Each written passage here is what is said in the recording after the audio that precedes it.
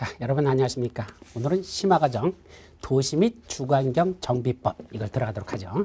자, 들어가기 전에 오늘 강의 브리핑을 시작합니다. 여기 보시니까 목표를 이루려는 뭐가 있을 때, 간절함이 있을 때 합격은 나에게 미소 짓는다. 자, 여기서 핵심 단어는 이겁니다. 간절함. 우리가 무슨 일을 한다고 했을 때 그걸 이룰 수 있느냐 못 이루느냐 이거는요, 사실은 간절함에 달려있는 것 같아요. 간절함. 정말로 이거 아니면 안 돼. 나는 더 이상 퇴로가 없어. 이거 아니면 나는 죽어. 라는 그런 간절함. 그럴 때 초인적인 힘이 발휘되는 것이고, 그에 따라서 여러분들이 목표한 것 이룰 수 있지 않느냐 이런 생각입니다. 자기 자신을 자꾸 간절하게끔 만들어야 돼요. 그래, 올해 내가 시험 꼭 붙어야 돼. 이거 안 붙으면 안 돼. 라는 거. 또 뭐 꼭 돈과 결부돼서만이 아니고, 내가 시작한 건데 이거 하나도 못 끝내면서 이것도 못하면서 내가 저 세상에서 뭘 할 거라고 라는 그런 간절함 가지고 한번 해보십시오. 그래야 되지, 뭐 올해 안 되면 내년에 하면 되고 내년에 안 되면 후년에 하면 되는 것이고, 이런 마음으로 해가지고는 시험 붙는다는 건 절대 쉽지 않습니다. 그래서 목표를 이루려는 간절함이 있을 때 여러분들에게 합격이라는 건 여러분에게 미소를 질 것이라는 거, 이것이 오늘 강의 브리핑이 되겠습니다. 자, 도시 및 주거환경 정비법 어떤 내용들을 다루고 있을까? 한번 전체적인 흐름을 한번 쭉 잡아보자. 자, 제목만 봐도 도시 환경과 주거 환경에 문제가 있는 지역을 뭐하자? 정비하는 것과 관련된 법이다. 다시 말하면 도시 환경과 주거 환경에 노블령화된 건축물들이 밀집돼 있어가지고 더 이상 도시 기능을 제대로 수행하지 못하고 있습니다. 그런 지역만 골라가지고 다시 뭐하자? 정비하자. 그래서 정비란 말은 여러 가지 의미가 있지만 한마디로 말하면 때려부시고 새로 도시 기능을 회복하도록 하자. 이것이 정비라고 보시면 됩니다. 그거의 절차를 다루고 있는 법, 도시 및 주거환경 정비법, 이렇게 되겠죠. 그럼 제일 먼저 나오는 게 뭘까? 자, 우리나라 전체를 놓고 한번 보자. 자, 우리나라 전체를 놓고 보면 뭐 어차피 북쪽이야 빼고 남쪽만 보자. 그러면 우리나라 전국 방방 곳곳에서 뭐가 이루어진다? 정비사업이라는 게 시행되고 있습니다. 그러면 전체적인 정비사업의 통일성을 갖춰야 되겠죠. 그래서 우리나라에서 앞으로 정비사업은 이렇게 시행하라. 정비사업의 기본 방침과 또 각각의 관할구에서 각각의 관할구마다 정비계획이라는 걸 저기들이 정비 기본계획이라는 걸 수립하는데, 그 기본계획 수립할 때 이런 방향으로 수립하라는 그런 내용이 포함되어 있는 그런 방침이 수립되죠. 그걸 한마디로 뭐라 부른다? 도시 및 주거 환경을 정비하기 위한 무슨 방침? 기본 방침이라는 게 제일 먼저 수립됩니다. 누가 수립할까요? 이건 우리나라 전체와 관련된 거니까 당연히 체육대빵 국토교통부 장관이 수립하겠죠. 그럼 도시 및 주거환경 정비 기본 방침이라는 게 수립되면 뭐가 나온다? 우리나라에서 앞으로 정비사업은 어떤 식으로 시행하는 그런 기본 방침과 또 하나 그때 각 관악에서 수립하는 기본계획, 이거는 어떤 식으로 하라 라는 걸 전체적인 통일성을 갖추는 그런 계획이 되겠습니다. 자, 그러면 그 중에 어디서? 여기 서울특별시라는 데서, 여기 서울특별시라고 하시죠. 이 서울특별시에서 뭐 하자? 이제 우리 서울특별시에 노블령화된 건축물들이 밀집된 지역이 어디이고 각각의 그런 지역들을 앞으로 어떻게 하면 좋을 것인지, 또 그 서울특별시 또는 인천광역시 또는 세종특별자치시, 제주특별자치도, 그 다음에 각 시군 이런 지역에서 한마디로 자기 관할구역 안에서 이제 뭐 수립한다? 자기 관할구역에 노블령 건축물들이 어디에 밀집돼 있고 그런 데를 어떤 식으로 정비하면 좋겠는지 희망사항을 일단 또 각각의 관할구역 장들이 수립합니다. 그 희망사항을 뭐라 부른다? 그걸 도시 가운데 점 찍고 도시점 주거 환경을 정비하기 위한 무슨 계획이다? 기본 계획이라는 걸 수립하자. 따라서 이 도시 주거환경 정비 기본 계획은 어디서 수립한다? 자기 관할구에서 수립하는 게 원칙입니다. 근데 조심할 거, 시골 지역에서는 수립하지 않아요. 왜냐하면 이 계획은 도시 기능을 수행하고 있는 지역들에서 노블령 건축물이 밀집된 지역을 어떻게 할 것이냐, 이거와 관련된 거지. 시골 지역은 도시 기능을 수행하는 게 별로 존재하지 않기 때문에, 아주 없는 건 아니지만 저런 군 같은 시골 지역, 거기도 읍 같은 데는 그래도 일부 도시 기능을 수행하지만 그 밖에 나머지 면적 같은 데는 전부 다 한마디로 도시 기능이 별로 없기 때문에 그런 데는 기본 계획이라는 걸 수립할 필요가 없고, 그런 시골인 군만 제외하고 나머지 지역에서 자기 관할구역을 어떤 식으로 정비하면 좋을 것인지 희망사항을 계획으로 수립한 것이 뭐란다? 도시 주거환경 정비 기본계획이라는 게 수립된 겁니다. 자, 그러면 어디서 수립했죠? 서울특별시에 뭐가 수립됐다? 도시 주거환경 정비 기본계획이 수립됐습니다. 그런데 거기에 들여다보면 뭐가 보인다? 노블량 건축물들이 밀집된 지역, 거기를 뭐라고 부른다? 정비 예정구역이라고 부르고, 그 정비 예정구역의 계획적 범위가 드러납니다. 서울특별시 중에서 요 지역, 요런 지역, 요런 데가 장차 정비 사업이 시행될 예정구역이다. 정비 예정구역의 계획적 범위가 기본계에서 드러나죠. 그러면 그 중에 제일 문제되는 지역이 어딜까? 서초구에 봤더니 아파트 단지가 있는데 지은 지 40년이 넘었더라. 붕괴 우려가 있더라. 그거 내버려 뒀다가는 심각한 사고 발생 가능성이 있기 때문에 그 아파트부터 때려부시고 세를 지차. 그러면 거기를 뭐로 정한다? 정비 사업을 시행하기 위한 구역을 지정합니다. 그 구역을 한마디로 뭐라고 하죠? 정비구역이라는 게 바로 서초구에 있는 아파트 단지, 거기를 정비구역을 지정해야 되겠죠. 그럼 정비구역을 지정하려면 먼저 뭐부터 한다? 그 지정되고자 하는 정비구역을 어떤 식으로 정비하면 좋을 건지 구체적인 실천 계획을 먼저 수립합니다. 가만히 있어봐. 이 서초구 아파트 단지 어떻게 정비하면 좋겠지? 구체적으로 계획을 수립합니다.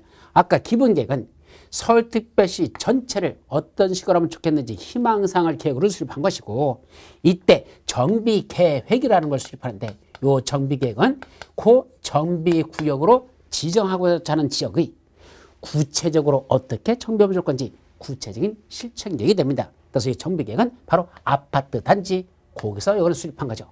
꼭 아파트만 하는 건 아니에요. 같은 정비구역으로 지정하고자 하는 재개발이든 재건축이든 그런 정비구역으로 지정하고자 하는 그 구역에서 일단 뭐가 수립된다? 정비계획을 먼저, 여기서는 수립이란 말을 쓰지 않고 이제 여기서는 입안이란 말을 더 쓰는데, 정비계획을 입안해서 이걸 들고 정비구역 지정 신청이 들어갑니다. 그럼 서울에서는 누가 할까? 정비계획 입안은 구청장들이 합니다. 그럼 서초구 구청장이 정비계획을 입안해가지고, 즉 요 정비구역으로 지정하고자 하는 이 지역을 이런 식으로 정비하려고 구체적으로 이렇게 하려고 하니까 좀 이렇게 할 수 있도록 여기 좀 서울특별시장님 정비구역으로 지정해 주시기 바랍니다 라고 그 서초구청장이 정비계획을 입안해서 서울특별시장에게 정비구역 지정 신청을 합니다.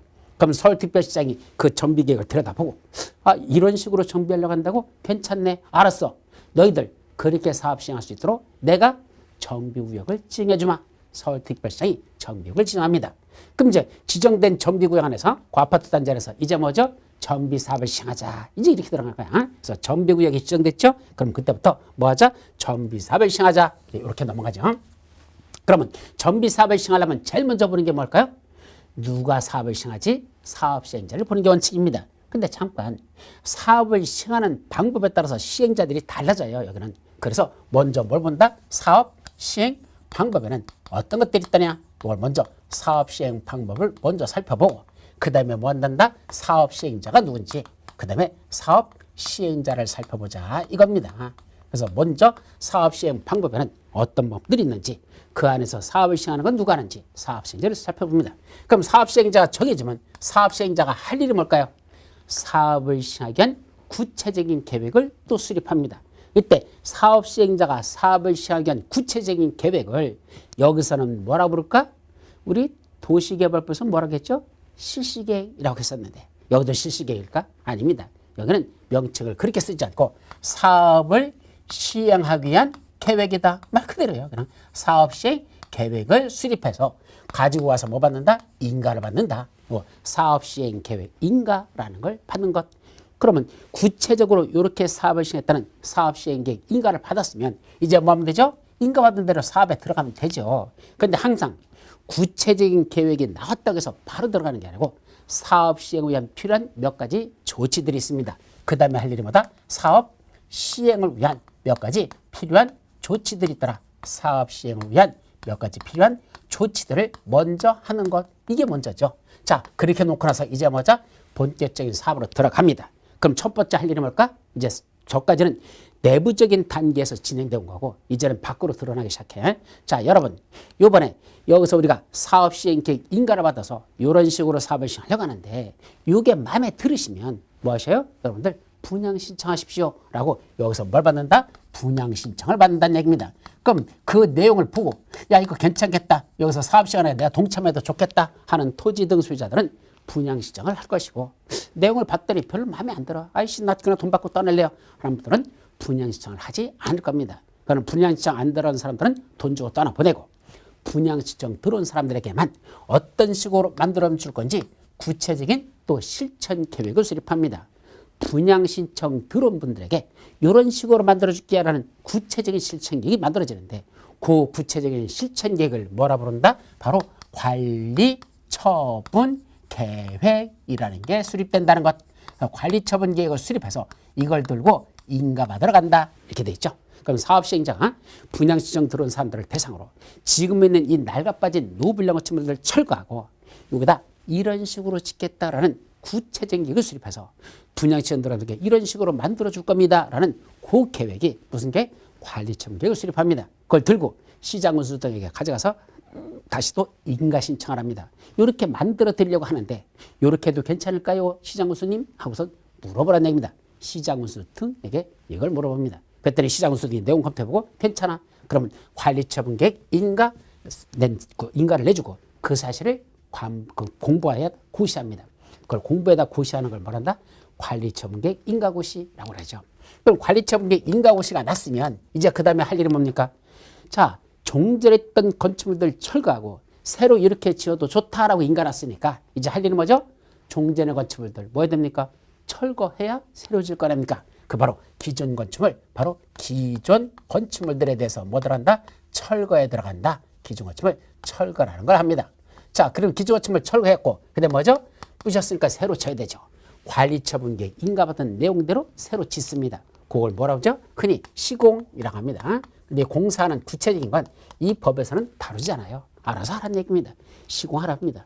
자, 공사가 다 끝났습니다. 그러면 관리처분 계획 인가받은 대로 공사가 제대로 끝났는지 이제 또 뭐 해야 돼? 검사해야 되죠. 건축물 하자가 없는지 검사해야 되죠. 그걸 여기서 뭐란다? 준공인가라고 합니다. 그래서 준공인가를 받고 그 사실을 고시했다. 그러면 공사 완료 고시라는 걸 하면 공사는 다 끝났더라. 공사 완료 고시까지 하면 공사는 다 끝난 겁니다. 자, 그런데 공사가 끝났다고 다 끝난 겁니까? 아니야. 아직도 하나가 남았습니다. 뭐가 남았죠? 새로 져가지고 이상이 없다고 끝난 거지. 아까 관리처분계획에서 뭐 하는 게 있었죠? 너는 이렇게 새로 만들어주고 너한테는 새로 이걸 만들어줄게 라는 약속했었잖아. 그럼 이거 새로 만들어진 게 이상 없이 공사가 끝났으면 그 다음에 할 일 약속한 대로 넘겨주라는 얘기입니다. 뭘 넘겨주죠? 소유권을 이전한다는 얘기입니다. 그래서 이거 소유권 이전이라는 절차가 그 다음에 필요하다는 얘기죠. 새로 완성된 거에 대해서 종전에 분양 신청 들어온 사람들에게 새로 만들어진 이거 너한테 줄게 라는 소유권을 이전하고 그 사실을 고시하는 소유권 이전 고시라는 게 필요하다는 얘기입니다. 그러면 이제 실질적으로 소유권은 다 끝난 겁니다.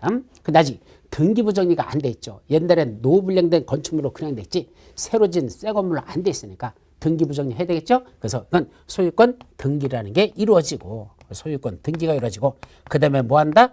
종전의 토지 건축물과 새로 받은 분양받은 대지 건축물의 가격과의 차액이 있을 수 있잖아요. 그 차액을 뭐라고 한다? 청산금이라고 부르고 그 청산금을 징수할 걸 징수하고 청산금 지급할 걸 지급하는 이런 절차까지 가야 전체적인 사업은 끝난다는 얘기입니다. 그래서 이 절차를 지금부터 하나씩 쭉 살펴보는 것 이것이 도시 및 주거환경 정비법에 관한 내용입니다. 근데 지금 보다시피 칠판에 써는 제목만 해도 또 한참 됩니다. 그러다 보니까 여러분들 힘들죠. 사실은 6가지 우리 부동산공법 관련된 법률 중에서 가장 여러분들이 공부하기 힘든 법률이 무엇이냐라고 꼽으라면 저는 도시 및 주거환경 정비법을 꼽습니다. 물론 국토의 계획 및 융에 관한 법률도 어려워. 그러나 그건 내용이 많아서 어려운 거고 이놈의 정비법은 복잡해서 어렵습니다. 그러면 뭐가 더 어려운 거죠? 복잡한 게 더 어려운 겁니다. 그래서 옛날보다는 그래도 양반입니다. 옛날에는 정비사업이 6가지가 있는 적이 있었어요. 얼마 전까지만이야. 그 6가지가 있었거든. 그 6가지를 나눠가지고 다 외워야 되니까 머리가 팍 터지던 건데 그래도 지금은 3가지 사업으로 흡수 통합해버려가지고 3가지로 줄였기 때문에 그래도 다행이지 6가지 법률이 됐을 때는 정말로 돌아버리는 법이 도시 및 주거환경 정비법이라는 것. 따라서 이 정비법 중에서 가장 중요한 것 위주로 다 또 내용을 살펴보는데 자 작년도 시험 문제를 제가 여기 6문제를 가지고 있거든요. 그래서 이제 심화 과정에서는 작년 시험 문제 났던 것들, 재작년에 어떤 게 났었는지 제가 다시 한번 정리해보고 읽어보고선 그 경향을 맞추려고 노력을 합니다. 근데 여기 있는 문제를 보면 참 개떡 같은 내용들도 많아요, 사실은. 그런데 정답은 그렇게 어려운 건 아니야. 근데 정답이 아닌 지문들이 아주 소소한 것들, 아주 세부적인 것들, 그걸 지문으로 넣는 것들이 워낙 많아가지고 문제 풀면서 처음 보는 지문들이 너무 많다 보니까 여러분들이 뭐 한다? 당황한다는 얘기입니다. 아니야, 배운 건 있어. 이게 정답이야. 배운 거야. 근데도 이게 눈에 안 보이고 엉뚱한 보지 않았던 것들이 너무 많다 보니까 정신이 이게 이제 맛이 갔다 그러죠. 그러면서 결국 그걸 못 찾는 이런 경우도 수두룩하니까 하여튼 여러분들이 조심해서 보도록 합니다. 자, 그럼 본격적인 내용으로 들어가죠. 몇 페이지? 226페이지로 들어갑니다. 226페이지 보면 제일 먼저 나오는 게 뭐죠? 요 내용들 들어가기 전에 제일 먼저 나오는 게 용어 정의. 그래서 한마디로 정의했는데 이건 용어 정의라는 얘기입니다. 그래서 용어 정의들을 하나씩 살펴본다. 여기서도 6문제 출제되는 것 중에 한 문제가 이 용어 정의 쪽에서 출제되고 있으니까 하나씩 전부 다 꼭 정리하시기 바랍니다. 자, 첫 번째 정비구역이란.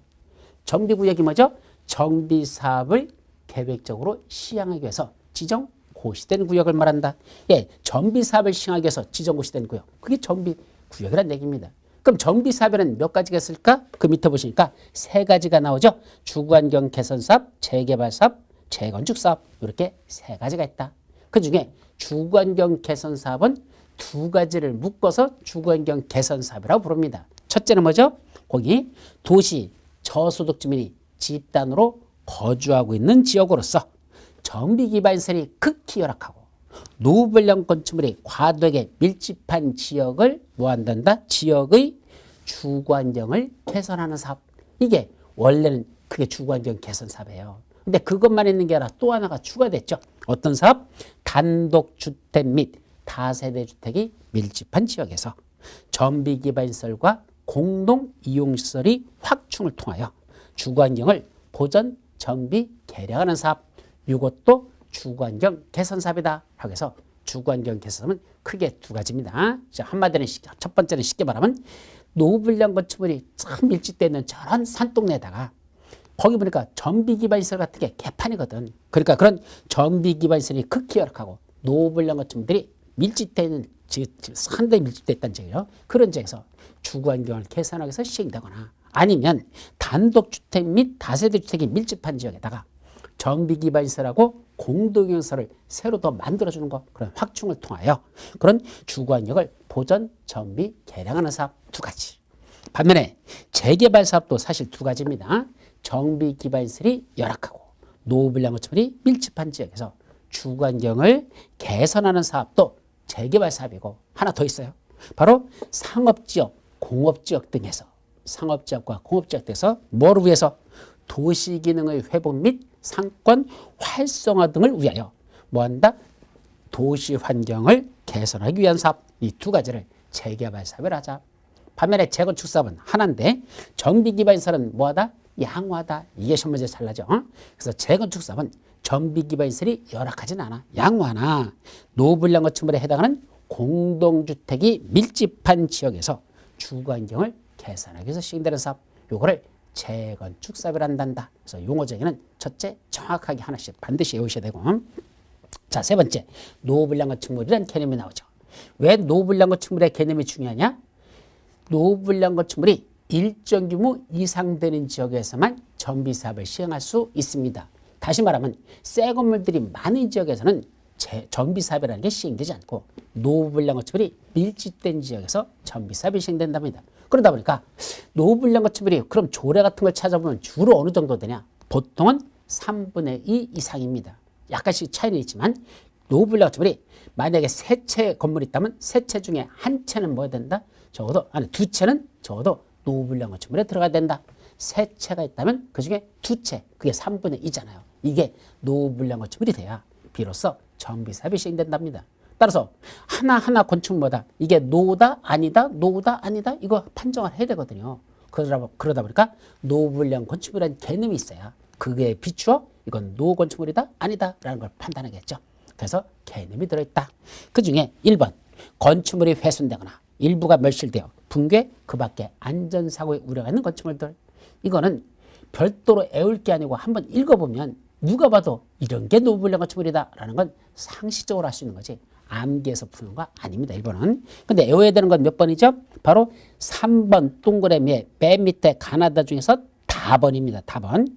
해당 건축물을 준공일 기준으로 그 준공일 기준이라는 것도 한번 시험문제 났었고 그다음에 40년까지 사용하기 위하여 보수 보강하는 데 소요되는 비용이 그 건축물을 철거 후 새로 건설하는 데 소요되는 비용보다 클 것으로 예상되는 건축물. 이게 노블령 건축물입니다.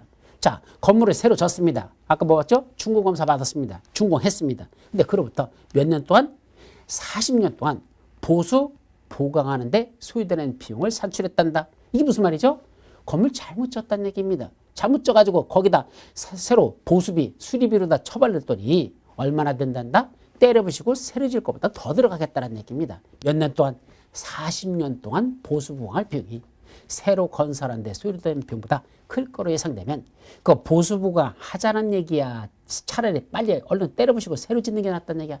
부시고 새로 짓다. 바로 노블령 건축물로 보자. 이런 뜻입니다. 정확하게 말하면 노라는 개념보다는 불량이라는 개념이 맞겠죠. 잘못 졌다는 얘기입니다. 그래서 40년 동안 처벌했더니 새로 질 것보다도 더 들어간다. 그런 거죠. 자, 다음 페이지 동그라미 4번 중에서 가번. 준공된 후 20년 이상 30년 이하의 범위에서 조례로 정하는 기간이 지난 건축물. 자, 건물이 준공됐는데 몇 년 지났습니까? 20년 이상은 일단 기본적으로 지나야 됩니다. 20년 이상. 근데 최장 기간은 30년까지를 내다봅니다. 20년 이상 30년 이하의 범위에서 조례로 정하는 기간. 자, 요새는 조례가 대부분이 30년으로 정해져 있어요. 근데 꼭 30년으로 정할 필요는 없다는 얘기입니다. 조례로 25년 하고도 정해도 되고 23년 하고 정해도 되고 20년 하고도 정해도 된다. 하여튼 20년부터 30년 사이에서 20년을 할지 23년을 할지 25년을 할지 28년을 할지 30년을 할지 이건 구체적으로 그 해당 지방자치단체에서 조례로 기간을 정하라는 얘기입니다. 그 조례로 정한 기간이 지나버리면 만약에 여기서 30년 하고 정했으면 30년이 지나면 그때부터는 뭐로 본다? 노블령 건축물로 보겠다. 따라서 그건 철거 대상이 되고 정비사업이 시행될 수 있는 그런 거로 보자. 이런 뜻입니다. 자, 최소한 그거는 여러분들 기억해야 돼. 근데 나번까지도 한 번 더 보면 좋겠죠. 도시군 기본계획의 경관에 관한 사항에 저촉되는 건축물. 이거는 여러분들 교재 맨 앞에 국토이계 및 이용에 관한 부분들에 가보면 도시 기본계획에 포함시켜야 될 내용들이 나와요. 몇 페이지? 33페이지 보시면 기본서 33페이지에 도시군 기본계획의 내용이 맨 위쪽에 나오는데 4번에 그중에 동그라미 1, 2, 3, 4, 5, 6, 7 중에 8번에 보면 경관에 관한 사항이라는 게 나옵니다. 바로 그 도시군 기본계획에 들어있는 내용 중에서 그 경관에 관한 사항 이거에 저촉되는 건축물 이것도 뭐라 보겠다? 노블령 건축물로 보겠다는 얘기입니다. 그것도 철거 대상이 되는 노블령 건축물로 한다. 이런 뜻이죠. 자, 네 번째 정비 기반시설이라는 개념이 나옵니다. 자, 기반시설 중에서도 정비사업과 관련된 기반시설 이걸 한마디로 정비기반시설 이렇게 정리하시고 대표적인 게 뭐 있죠?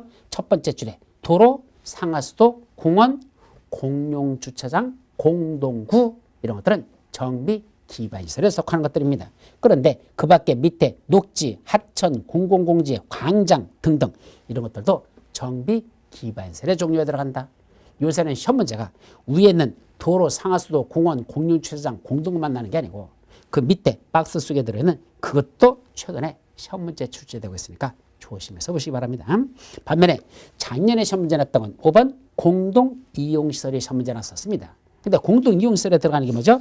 주민이 공동으로 사용하는 놀이터, 마을회관, 공동작업장 등등이 들어가는데 그 추가적으로 동그라미 1번 주민들이 공동으로 사용하는 구판장, 세탁장, 화장실 및 수도 이것도 공동이용시설이고 더 나가서 타가소, 어린이집, 경로당 등 노유자 시설 이것도 여기서 말한 공동이용시설입니다. 근데 문제는 노유자 시설이라고 되어 있습니다. 이 노유자 시설에 안 들어가는 게 있다는 걸 조심하시기 바랍니다. 그게 바로 뭐다? 유치원입니다. 요새 한참 뭐 유치원 뭐 그거에 대해서 국가하고 지금 대립해가지고 열심히 싸우고 있잖아요. 사실 그건 서로 바람직한 건 아닌데 어쨌든 지금 유치원은 뭐로 본단다? 노유자 시설이 아니에요. 그럼 유치원은 뭐죠? 그건 교육시설로 들어가 있습니다. 따라서 유치원은 교육시설이기 때문에 노유자시설이 아니라 결국 공동이용시설에 유치원은 들어가지 않습니다. 언뜻 보면 타가소 어린이집 들어있잖아. 그럼 타가소 어린이집 있으니까 유치원도 들어갈 것 같죠. 근데 유치원은 공동이용시설에 들어가지 않는다. 이유는 그건 노유자시설이 아니라 그건 교육시설에 들어가기 때문이다. 작년도 시험 문제 났던 게 바로 요 유치원을 집어넣어가지고 아주 유치하게 시험 문제가 출제됐었다는 거. 사실은 저도 그것까지 생각 못하고 있었어요. 그냥 시험 문제를 푸는데 다 맞는 것 같아? 근데 가만히 생각해보니까 가면서 봐. 유치원이 들어있었나 안 들어있었나? 아, 유치원은 교육시설이니까 노유시설에 들어가지 않는구나. 근데 그 앞에 타가소 어린이집이 있다 보니까 아무래도 유치원은 당연히 그냥 들어가는 것 같이 생각할 수 있죠. 그래서 작년도에 이렇게 함정에 빠진 문제 중에 하나가 이 문제였다는 거 조심해서 기억하시고. 여섯 번째, 대지. 그럼 시험 문제는 4번에 나오는 정비기반시설과 5번에 나오는 공동이용시설, 이걸 구분할 줄 아느냐라는 거. 둘 중에 어디에 들어가는지 구분하는 거. 그것도 시험 문제 난다 이 소리입니다. 자, 여섯 번째, 대지. 정비사업으로 조성된 토지를 말한다 라고 되어 있죠. 자, 이 말기는 정비사업이 시행되기 전에 아직 노후불량 건축물이 밀집된 지역에 있는 땅 있죠? 이 토지는 뭐라 부른다? 그거는 그냥 토지라고 부릅니다. 반면에 정비사업이 시행되고 나서 새로 삐까뻔쩍한 건물이 들어찼어. 그때 완성된 그 건물이 있는 땅은 뭐라 부른다? 그거는 대지라고 부르자. 이렇게 이해하시기 바랍니다. 따라서 정비사업이 시행되기 전에는 토지요. 정비사업이 시행되고 난 후에 땅은 대지라고 부른다. 그래서 사업 시행 전 토지, 사업 시행 후 대지, 이렇게 정의하라는 얘기입니다. 이 정비법에서만 이런 개념을 두고 있다는 거 조심해서 기억하시고. 일곱 번째, 주택단지. 주택단지란 주택 및 부대시설, 복리시설을 건설하거나 대지로 조성되는 일단의 토지로서 다음에 어느 하나에 대한 일단의 토지를 주택단지라고 부르자 해놓고, 주택단지는 5가지가 들어가 있습니다. 이것도 시험 문제 심심치 않게 나니까 하나하나씩 기억해야 돼. 자, 무슨 법에 따라? 주택법. 우리 시험법에 들어가죠? 주택법에서 뭐 받고 짓죠? 사업, 계획, 승인을 받고 그런 주택도 건설하고 부대시설도 건설하고 복리시설도 건설합니다. 이와 같이 주택법상 사업계획 승인받고 주택, 부대시설, 복리시설이 건설되는 일단의 토지, 이거를 주택단지란다. 그건 주택법에 있는 주택단지와 이 정비법에 있는 주택단지, 거기는 같아요. 그러고 이제 추가로 그것만이 아니고 두 번째로서 그 일단의 토지의 그 주택단지 안에다가, 주택단지 안에 뭐가 만들었습니까? 가운데 도로라든지 철도라든지 그런 고속도로라든지 이런 일정한 도시군 계획 시설인 도로나 그 밖에와 유사한 시설로 분리돼 가지고 따로 각각 관리된다면, 자, 그건 개념 정의에서 하나의 주택단지가 이렇게 만들어졌는데 이 가운데에 뭐가 났죠? 그래, 철도, 고속도로, 자동차 전용도로 등등 이런 도시군 계획 시설인 도로가 만들어지면서 요쪽은 요쪽대로 관리하고 요쪽은 요쪽대로 따로 각각 관리한다면, 원래는 하나의 주택단지였던 것이 이렇게 해서 2개의 주택단지로 분할된다는 얘기입니다. 각각을 별개 주택단지로 본다. 원래는 하나의 주택단지였는데 이런 도로 등이 만들어지면서 2개의 주택단지로 분리됐다. 이렇게 정의하면 되죠. 그럼 세 번째 건 그 반대예요. 요 A라는 게 하나의 주택단지가 원래 존재하고 있었어. 또 B라는 또 하나의 별도의 주택단지가 존재하고 있었어. 그런데 이걸 각각 관리하지 아니하고 어떻게 관리 들어갔다? 하나로 공동관리로 들어갔다는 얘기입니다. 그러면 별개의 2개의 주택단지 있던 걸 공동관리 들어가면 그 합친 토지, 즉 합해서 그걸 뭐로 본다? 하나의 주택단지로 본다. 그때는 합쳐서 이제 거꾸로 하나의 주택단지. 그게 3번이 되겠죠. 4번은 무슨 사업에서? 재건축 사업에서 토지 분할 청구에 의해 분할된 토지 또는 분할되어 나가는 토지. 자, 이건 무슨 말이죠? 자, 이게 원래 아파트 단지라고 가정을 해보자. 그럼 여기 101동, 여기 101동, 102동, 103동, 104동, 105동, 106동, 107동, 108동, 109동, 110동 이렇게 있었습니다. 그런데 이번에 우리 재건축하자 그랬더니 사람들이 뭐랍니까? 우리는 반대라는 동이 몇 개 동이 나왔다? 2개 동이. 이쪽에는 이 2개 동이 뭐 한답니까? 지들은 재건축 안 하겠답니다. 얘들은. 즉 각 동별 일정한 동요권을 충족해야 되는데 이 2개 동만은 그 동요권을 충족하지 못했습니다. 그럼 어떤 문제가 터지죠? 원래는 재건축은요, 하나의 주택단지 전체에서 재건축을 하려면 하는 거고 아니면 많은 거지. 하나의 주택단지의 일부의 동만 빼고 나머지만 재건축을 하는 건 안 된다는 얘기입니다. 그리고 사업 시행 못 하잖아. 두 개 동이 반대했으니까. 그럴 때는 어떤 방법을 한단다? 그 반대한 동이 있는 토지를 뭐한다? 분할해 버립니다.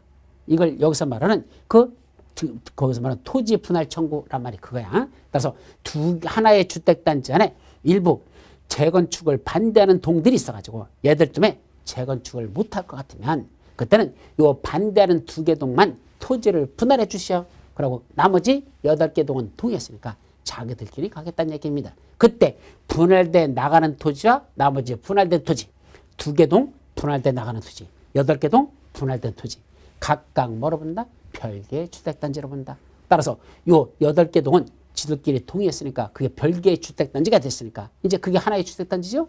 거기서 재건축 사업을 시작하면 된다. 이런 뜻입니다. 5번째, 건축법에 따라 건축허가를 받아 아파트 또는 연립주택을 건설하는 일단의 토지. 요거는요. 어디서는 없다? 아까 4번하고 5번 요거하고 지금 말한 이 5번은요. 주택법에서의 주택단지는 들어가지 않습니다. 1, 2, 3번은 주택법에 있는 거와 거의 같지만은 요 4번, 5번은 주택법에서는 주택단지로 보지 않고 어디서만 정비법에서만 주택단지로 보는 개념이다 라는 걸 조심하시고 그때 건축 허가를 받고 뭘 지었습니까? 아파트 또는 연립주택이 건설된다면 그것도 뭐로 본다? 정비법에서는 주택단지 개념으로 봅니다. 반면에 주택법에서는요. 반드시 사업계획 승인받고 짓는 것들만 주택단지지 건축허가 받고 짓는 주택단지는 주택법에는 없습니다. 정비법에서는 건축허가 받고 딴 거 짓는 건 안 돼. 아파트 또는 연립주택 그것만 건설되는 일단의 토지 이걸 주택단지로 본다. 그렇게 기억해 두도록 합니다. 자, 8번째 사업시행자 정비사업을 시행하는 자 이 자들이 사업시행자죠. 9번째 토지 등 소유자 이것도 시험 문제에서 출제가 잘 되는 것들이죠. 그래서 토지 등 소유자는 누굴 말한다? 주거환경 개선 사업과 무슨 사업? 재개발 사업. 원래 재건축은 성격이 주거환경 개선 사업, 재개발하고 재건축은 성격이 좀 달라요. 주거환경 개선 사업과 재개발 사업이 좀 비슷하고 재건축 사업은 전혀 별개의 사업 이렇게 생각하시면 됩니다. 그래서 주거환경 개선 사업하고 재개발 사업에서만 토지 등 소유자란 정비구역 안에 정비구역에 위치하는 토지 또는 건축물의 소유자 또는 그 지상권자를 말한다. 그래서 또는 하고 됐잖아. 따라서 개별 요건이야. 셋 다 뭐가 된다? 하나하나가 다 토지 등 소유자 내려갑니다. 즉 토지 소유자도 토지 등 소유자고 건축물 소유자도 토지 등 소유자고 그 토지에 있는 지상권자 이 사람도 다 토지 등 소유자에 들어간다. 이게 주거환경 개선 사업과 재개발 사업에서의 토지 등 소유자죠. 반면에 재건축에서는 아니야. 정비구역 안에 위치하는 건축물 및 부속 토지 소유자. 이때 건축물도 갖고 있으면서 동시에 그 땅도 같이 갖고 있는 사람들. 제일 대표적인 거죠. 아파트를 생각하시면 됩니다. 아파트는 건축물 전체를 갖고 있는 건 아니지만 몇 동 몇 호 있죠. 그 건축물 및 땅은 뭐로 갖고 있죠. 내 공유지분. 땅에 내 몇 제곱미터분에 몇 제곱미터라고 내게 지분이 있잖아. 바로 그 공유지분. 이게 건축물 및 부속 토지를 갖고 있는 사람. 이 사람만 재건축에서는 토지 등 소유자로 봅니다. 따라서 재건축에서는 조심할 거 건축물만 따로 갖고 있거나 토지만 따로 갖고 있는 사람들. 이 사람들은 토지 등 소유자 개념에 들어가지 않는 게 재건축의 특성이라는 거. 그래서 재건축은 건축물 및 부속 토지 소유자, 건축물하고 토지하고를 같이 갖고 있는 사람만 토지 등 소유자 개념으로 본다는 것. 그게 중요한 겁니다. 또 재건축에서는 지상권자는 포함되지 아니한다. 예, 지상권자 안 들어가요. 그거하고 또 하나 그 위에 자 정비법에서 사업이 시행되면서 신탁업자가 사업시행자로 지정되는 경우도 있는데 그럼 신탁업자한테 이 토지를 뭐죠? 신탁거에 들어갑니다. 신탁이라는 건 소유권을 이전하는 거예요. 소유권을 이전하는 게 신탁인데 그 신탁업자가 사업시행자로 지정됐을 때 토지 등 소유자가 정비사업을 목적으로 신탁업자에게 토지를 신탁하면 토지를 넘긴 거죠. 그럼 이때는 누구를 토지 등 소유자로 볼 거냐? 법적으로는 신탁업자가 소유자로 돼 있어요. 그렇다 해서 그 사람을 토지 등 소유자로 본다? 아니죠. 어차피 나중에 신탁업자가 개발이 다 끝나면 자기 명의로 다 개발해가지고 나중에 뭐 한다? 토지 등 소유자에 다시 넘겨주거든요. 따라서 결국 신탁업자가 그때는 토지 등 소유자로 볼 수 없고 그 위탁한 사람, 맡긴 종전의 소유자들이 있었죠. 그분들을 토지 등 수혜를 본다는 것. 그래서 그때는 위탁자를 토지 등 수혜로 보지 수탁자를 그 넘겨받은 사람 그 사람을 토지 등 수혜로 보지 않는다. 위탁자라는 말을 조심하시기 바랍니다. 자, 10번째 토지주택공사 등 하고 됐죠. 토지주택공사 등 했으니까 토지주택공사가 어디죠? 바로 한국토지주택공사를 말합니다. 근데 거기 등이란 말이 들어가죠. 그 등에 들어가는 게 누굴까?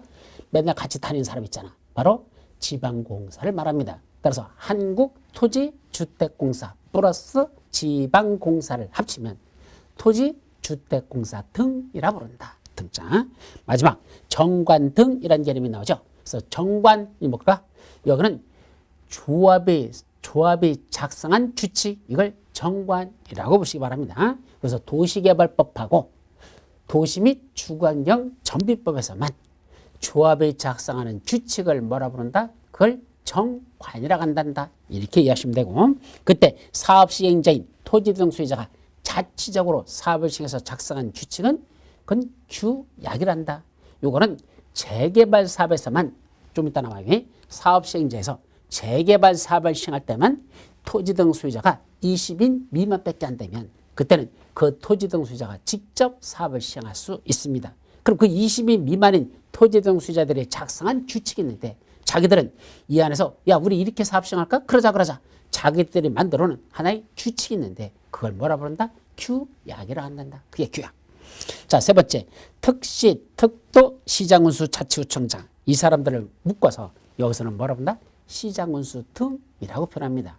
따라서 앞으로 우리 정비법에서는 특시, 특도, 시장, 군수, 자치구청장 이 5명을 묶어서 한마디로 뭐라 부른다? 시장, 군수 등이라고 부른다는 거. 이 사람들하고 또 하나 토지주택공사 등 아까 둘 있었죠? 한국토지주택공사하고 지방공사하고 그 토지주택공사 등하고 또 하나 신탁업자 이 3개 시장군수 등 플러스 토지주택공사 등 플러스 신탁업자 이자들이 작성하는 규칙은 한마디로 뭐라 부른다? 그거는 시행규정이라고 부른다. 시행규정 이렇게 용어정의가 나눠진다는 거. 여기까지가 여러분들이 봐야 되는 기본적인 용어정의. 자, 그리고 이제 본론 내용의 첫 번째 뭐 나오면 되지 아까? 도시 및 주거환경 정비 기본 방침을 수립합니다. 누가 수립한답니까? 우리나라 전체를 아까 전체 앞으로 우리나라 전국 방방곡곡에서 정비 사업은 어떻게 시행할 거냐? 이렇게 수립하라 라는 그것이 바로 동그라미 230페이지 맨 밑에 박스에 1번에 나오죠. 도시 및 주거환경 정비를 위한 국가 정책 방향이 들어있다. 예, 앞으로 우리나라에서 정비 사업은 이렇게 하자라는 방향. 두 번째, 도시 주거환경 정비 기본 계획의 수립 방향 등등 이런 것들이 들어가는 기본 방침을 수립한다. 누가 수립할까요? 국토교통부장이 수립한다. 최고 답방이겠죠. 근데 이거 10년마다 청하고 수립하고 5년마다 타당성을 검토해서 기본 방침에 반영하라 라고 되어 있죠. 10년마다 수립, 5년마다 타당성 검토 이렇게 정리하는 것. 이게 전부예요. 이게 기본 방침 수립이죠. 자, 이제 기본 방침이 나왔습니다. 그에 따라서 각각 특광, 특시, 특도, 시까지만 군 들어가면 안 돼요. 특광, 특시, 특도, 시, 군이 아닌 시까지만 이걸 한마디로 말한다? 도시지역. 우리가 그냥 도시, 용도지역으로 또 헷갈리면 안 되니까 도시지역 하지 마. 그냥 도시라고 하죠. 그리고 군, 시골이라고 말하죠. 그러면 도시와 시골로 나눠가지고 무슨 지역에서만? 도시에서만 수립하는 계획, 이걸 도시 주거환경 정비 기본계획을 한단다. 이건 군에서는 수립하지 않는다라는 게 첫 번째 중요한 것이고 이걸 줄여서 이하 뭐라 부른다? 기본계획이라 한다. 기본계획이라 이렇게 줄여서 말해요. 바로 이제 각각 군을 제외한 나머지 각각의 관할구역에서 기본계획을 수립합니다. 서울에서는 누가? 서울특별시장이 서울특별시를 앞으로 어떻게 하면 좋을까? 기본계획이라는 걸 서울특별시장이 수립하겠죠. 그런데 그 밑에 기본계획 수립 대상 지역 당연히 특별시, 광역시, 특별자치시, 특별자치도 시에서 수립한다라고 됐잖아. 그런데 도지사가 대도시가 아닌 시로서 우리 대도시와 대도시가 아닌 시로 둘로 나눠지죠. 우리 경기도 내에 보면 성남시, 수원시, 이런 용인시 이런 데는 다 뭐죠? 인구가 50만 명 이상 되는 지역으로서 그걸 뭐라고 한다? 대도시라고 말합니다. 반면에 과천시 이런 데 또는 저기 어디야? 과천시, 그다음에 50만이 안 되는 쪽이 저 밑으로 내려서 평택 옆에 있는 거, 안성시 이런 데는 인구가 50만 명이 안 되거든요. 그래서 그런 지역은 뭐란다? 대도시가 아닌 시라고 부릅니다. 그러면 그 대도시가 아닌 시로서 기본계획을 수립할 필요가 없다고 누가 인정했습니까? 경기도 도의사가 인정했습니다. 야, 여기 안성시에서는 기본계획을 수립할 필요가 없겠다라고 누가 인정했단다? 경기도 도지사가 그걸 인정했으면 뭐 할까요? 기본계획을 수립하지 아니할 수 있다. 따라서 대도시는 반드시 기본계획을 수립해야 되고 대도시가 아닌 시에서는 원칙은 기본계획을 수립해야 되는데 도지사가 수립할 필요가 없다고 인정하는 지역에서는 수립하지 아니할 수 있다. 작년도 시험 문제 났던 지문 중에 하나였었죠. 자, 그 밑으로 내려서 기본계획에 들어갈 내용들 쫙 1, 2, 3, 4, 5, 6, 7 쭉 들어가 있죠. 이것도 시험 문제가 났었거든요. 그래서 기본계획에 관해서 이게 뭐가 났느냐면 기본계획에는 59번 문제 4번 지문이었어서 기본계획에는 사회복지시설 및 주민 문화시설 등의 설치 계획이 포함되어야 한다. 사회복지시설 및 주민 문화시설 등의 설치 계획이 포함되는데 그럼 사회복지시설 그런 주민 문화시설이 들어있습니까? 어디 들어있어? 7번에 들어있잖아.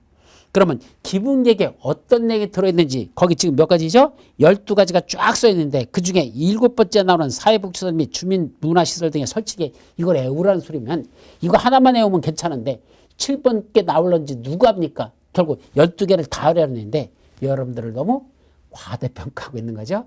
12개는 그냥 4개 외우는 것도 지금 머리 돌아버리겠는데 무슨 12개를 이걸 다 외우라고 하냐? 그중에 7번째까지 시험 문제 낸다? 한마디로 싸가지 없는 문제입니다. 근데 이런 문제가 출제되면 어떻게 할까요? 한번 그냥 생각해 보십시오. 가만있어 봐. 기본계획이란 우리 관할구역, 도시의 관할구역을 장차 어떻게 하면 좋겠냐라는 그런 추상적인 그런 희망사항이 들어있는 거라 그랬죠. 그럼 이런 게 들어갈까 안 들어갈까? 한번 생각해 보고 들어갈 것 같다면 맞는다고 하면 되고 이런 것들이 들어갈 게 아닌 것 같다면 틀렸다고 하면 되는데 대부분이 이러이러한 계획에는 이러이러한 내용이 포함된다면 특별하지 않는 한 그 문장은 맞을 확률이 더 높습니다.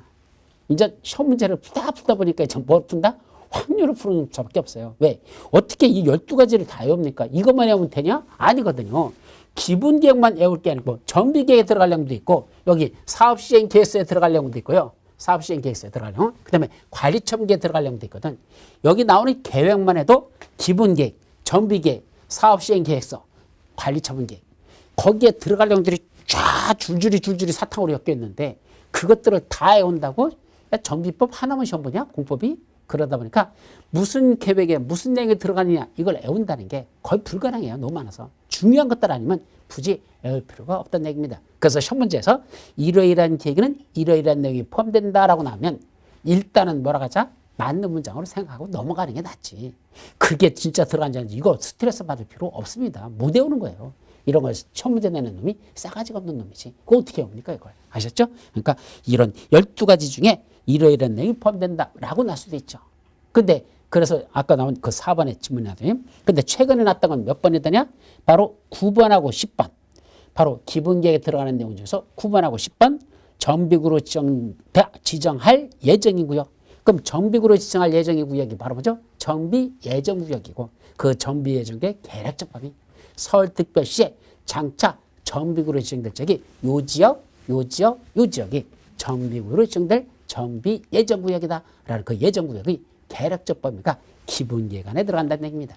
또 하나 단계별 정비사업 추진계획 각각의 정비예정구역마다 여기는 언제 정비계획을 수립해서 이 정비계획이 수립돼야 정비구역이 지정되고 그래야 정비사업에 들어가는 거거든. 그래서 각각의 정비예정구역별 정비계획 수립 시기가 언제이냐라는 것들이 어디 들어있다? 기본계획에 들어간다는 거. 근데 이거는요. 다음 페이지 넘어가 봐. 그 9번하고 10번 표시해 놓고 다음 페이지 맨 위에 보면 다만 기본계획에 다음의 사항을 포함하는 경우에는 위 9 및 10의 사항을 생략할 수 있다라고 됐잖아. 어떤 내용이 들어간대? 생활권의 설정, 생활권별 기반시설 설치계획 및 주택수급계획, 생활권별 주거지의 정비, 보존, 관리 방향 이런 것들이 들어간다면 9번하고 10번은 기본계획에 포함시킬 필요가 없다는 얘기입니다. 다시 말하면 생활권과 관련된 내용이 들어가면 생활권이라는 게 무슨 생활권 하는 게 들어가면 별도로 그 기본계획에 각각의 정비 예정구역에 계획적 범위하고 각 단계별 정비사업 추진계획 요거는 기본계획에 포함시키지 않아도 된다. 생략할 수 있다. 이 말이거든요. 이것도 한 2, 3년 전 됐죠? 한 3년 됐지? 그때 시험 문제 났던 지문 중에 하나가 요 생활권 설정된 지역에서는 기본 정비 예정구역의 계획적 범위 그걸 생략할 수 있다라는 게 시험 문제가 난 적이 있었습니다. 자, 거기까지 하고 작성하는 기준 항상 말씀드리죠. 기준 누가 수립한다? 국토교통부장이 정한다. 기준 국토교통부장이 정한다. 그게 4번이 되겠죠. 자, 그리고 저 수립 절차가 쭉 거기 나오는데 이 수립 절차 중에 시험 문제에서 뭐가 났느냐? 그 3번 기본계획의 수립권자는 기본계획을 수립하라는 경우 10살 이상 주민에게 공람하여 의견을 들어야 된다. 바로 어디 나오죠? 232페이지 수립 절차 1번에 주민공람과 지방의 의견 청취에서 기본계획의 수립권자는 기본계획을 수립하거나 변경하라는 경우 그땐 10살 이상 주민에게 공람하여 의견을 들어야 한다. 바로 이거 10살 이상 주민에게 공감해서 의견을 드려야 된다는 이것이 바로 3번 지문으로 시험 문제가 출제되던 내용입니다. 자, 그런데 이제 옆 페이지 보면 3번 도지사의 승인이란 말이 되죠. 그래서 대도시의 시장이 아닌 시장들도 아까 대도시의 아닌 시장들 그죠? 그러면 어디야? 아까 말한 과천시 또는 안성시 이런 데서는 기본계획을 누가 수립하라고 하면 도지사가 수립해라고 하면 수립하지만 그렇지 않으면 수립하지 아니할 수 있다 그랬죠. 그래서 수립을 했다 가정해. 그럼 그때 대도시가 아닌 시장에서 수립하거나 변경하려면 그때는 뭐가 필요하다? 도지사의 승인을 받아야 된다. 따라서 대도시가 아닌 시장은 함부로 수립하지 말고 지위에 있는 도지사의 수립한 걸 가지고 승인을 받아라 이 말입니다. 자, 그런데 세 번째 줄에 보면 관계행정위원회 장과의 협의 및 지방도시위원회 심의를 거치지 아니할 수 있는 경면 변경은 도지사의 승인을 받지 아니할 수 있다. 체계는 여기까지만 돼 있어. 쉽게 말하면 경면 변경은 뭐 할 필요가 없단다? 도지사 승인 안 받고 변경해도 된다. 이 소리입니다. 근데 시험 문제에서는 뭐가 나왔었느냐? 여기 보시면 5번 대도시 시장이 아닌 시장은 저 안성시장 말에 대도시가 아닌 시장은 기본계획의 내용 중 정비사업의 계획기간을 단축하는 경우 정비사업의 계획기간을 단축한다. 그럼 정비사업을 시행하는 기간을 줄이겠다라는 그게 들어가는 경우에는 도지사의 변경 승인을 받지 아니할 수 있다. 그게 시험 문제 났거든요. 그런데 책 어디를 봐도 이런 문장은 없어요. 그럼 이건 어떻게 푼단다? 자, 항상 그렇게 푸십시오. 뭐를 하려면 승인받아라 라고 돼 있으면 변경할 때도 뭔다? 변경 승인 받는 게 원칙입니다. 다만 경면 변경은 승인받지 아니한다. 그렇게 기본적인 게 머릿속에 마인드로 집어넣어둬야 되고 그럼 여기서 뭐 하는 것들? 사업 기간을 뭐 하는 거? 단축하는 거. 그럼 그런 정비사업의 계획 기간을 단축한다. 우리 어디서 그런 게 있었는데 무슨 기간을 단축하는 거 이것들은 별도로 뭐 인가등을 받는 게 아니고 뭐만 하면 된다? 그냥 해도 좋고 아니면 통지하거나 그런단다. 뭐 이런 것들이 있었거든. 그래서 기간을 단축하는 건 크게 문제되지 않기 때문에 그건 굳이 인가받거나 그럴 필요가 없다라는 내용이 어디 있었어요. 그와 같이 딱 보는 순간 사업과 관련된 계획기간을 단축한단다? 이거는 경면 변경으로 본다는 의미가 같고 경면 변경은 다시 뭐 할 필요 없다? 승인받을 필요가 없단다. 그래서 도지사 변경선을 받지 아니할 수 있다. 맞는 문장 같다. 이런 식으로 유추해서 이걸 풀어가야 되지. 일일이 이걸 다 애운다? 못 애웁니다. 이 경면 변경 내용이 한참 있거든요. 이렇게 있거든요. 그중에 이걸 어떻게 애웁니까? 그까지를. 그러니까 감으로 때려잡아서 경면 변경 같구나. 이건 별도로 승인받지 않는다는 소리구나. 그렇게 새겨드리라. 이런 뜻입니다. 자, 그럼 시험 문제 났던 정답은 뭘까? 거기 보면 국토교통부장관은 기본계획에 대하여 5년마다 타당성 여부를 검토하여 그 결과를 기본계획에 반영해야 된다. 자, 이건 어디 나오죠? 233페이지 그 맨 밑에 수립 단위 및 타당성 검토. 기본계획의 수립권자는 10년 단위로 수립해야 되고 5년마다 그 타당성 여부를 검토하여 그 결과를 기본계획에 반영해야 된다. 자, 10년 단위로 수립하고 5년마다 타당성 검토를 거치는 건 누가 합니까? 당연히 그 기본계획을 뭐 하는 자가? 수립하는 수립권자가 하는 거죠. 그럼 좀 전에 기본계획 수립권자가 누구라 그랬습니까?